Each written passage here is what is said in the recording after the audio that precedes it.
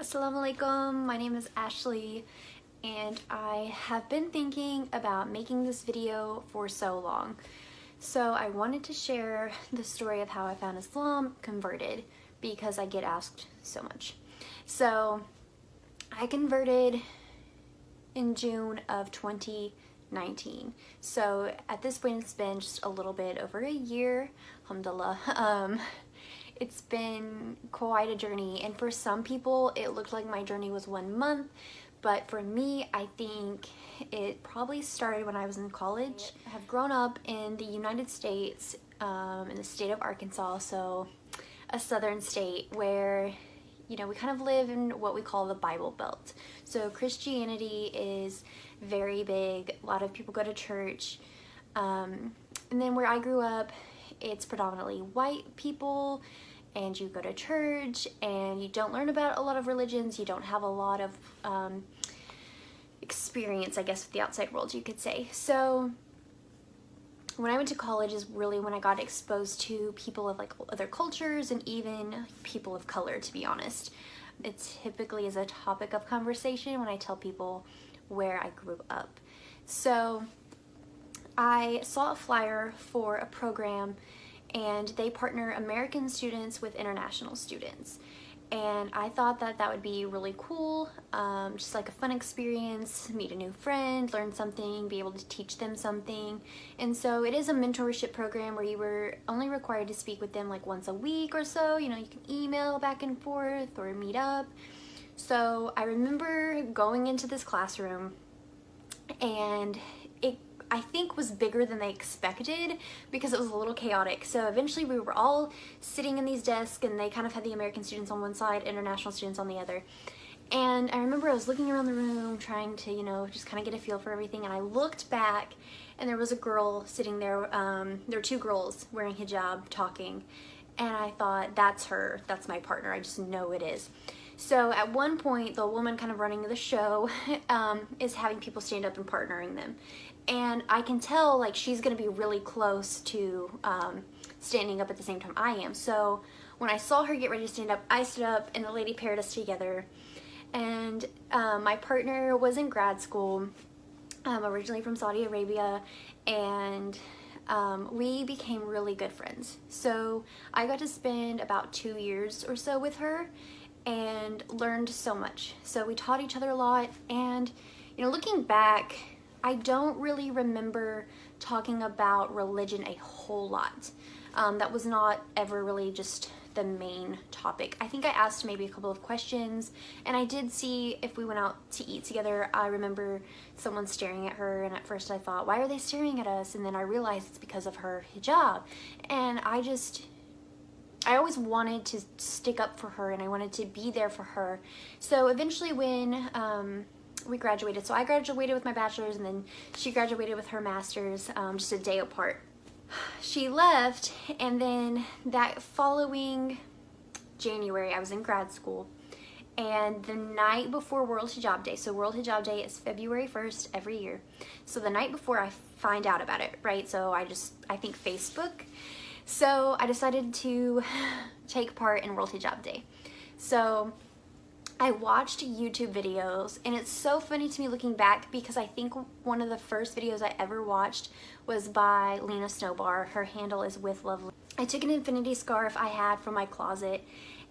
I practiced, and it's so funny because looking back now, I actually reached out to somebody who had converted, and I said, hey, does this look okay? And she said, yeah, that looks great. So I did my best to recreate it the next morning, and I remember reaching for the door handle to leave my apartment, and I hesitated, and I thought, I've never hesitated before. I've been self-conscious about, outfits and things like that, and getting ready, and how my hair looked. And I thought, I don't know how I'm going to be treated today. But I was kind of trying to prepare myself to handle anything that came at me, I guess you could say. So I did get some funny looks because I was a graduate assistant, so I did have a job on campus, and so everybody's like, what are you doing? And then some people were like, oh, I wish I had known so I could participate too. So I had a really good day. I posted on social media and got a lot of positive feedback, especially from other Muslims. They really appreciated it. So I really threw myself into some research about World Hijab Day, and I wanted to become an ambassador. So that following year, I became an ambassador. I think that was 2017, and I ended up moving to a larger area, larger city, but still kind of small for Arkansas. But the next year, so 2018, I said I want to hold my own event in the city. So I had told some girls at the college or at the university that I wanted to hold this event. So they said something to some women at the mosque who got in contact with me and said, hey, we want to help you. So when we had a little meeting, and I remember I went to a small mosque that's kind of used for like classes and things like that. And I go in and I talk to this man and I told him who I was waiting for. He went back in a room because he was doing something, and he comes back out and he offers me a snack and he shows me where the restroom is, and I come back out from the restroom and he offers me a piece of pie, and he kept like, just going back and forth like he wanted to talk to me but he wasn't sure. And at one point he said, here you go, and he gives me a calendar with like pictures of mosques, and I thought, well, that's really cool.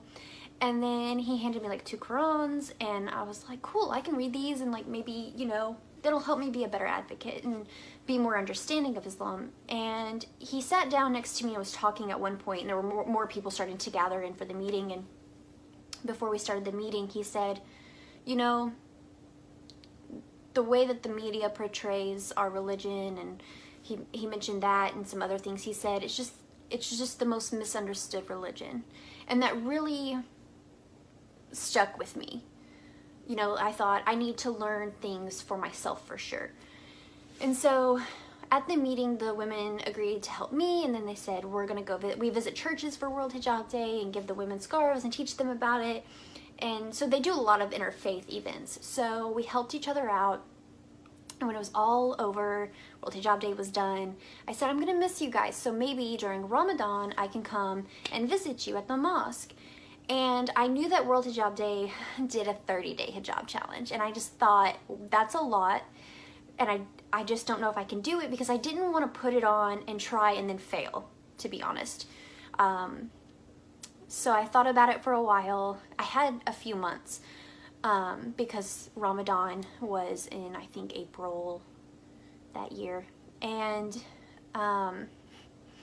I decided to do it. And I thought, if I'm going to do the 30-day hijab challenge and I'm going to visit them at the mosque, I might as well fast as well. So I wore the hijab as much as I could out and about. I let work know, hey, I'm going to be wearing this. And I was at the mosque almost every night. There were a couple of nights I couldn't go because of work, because I was traveling at the time. And I noticed about a week or so, in maybe 2 weeks, as I was learning more, I could feel this change happening. And no one ever pushed me or anything. They just said, hey, if you have any questions, let us know. Or if something was going on that maybe I wouldn't have known why it was happening or what it was exactly, somebody would offer up the information. And I eventually asked my friend to teach me how to pray.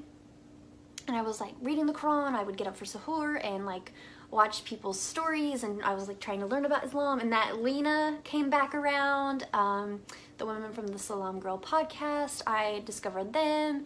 And so there was just so much going on. I was learning so much, and I was just really trying to dive into it, and I wanted to be a better advocate was really what my goal had been.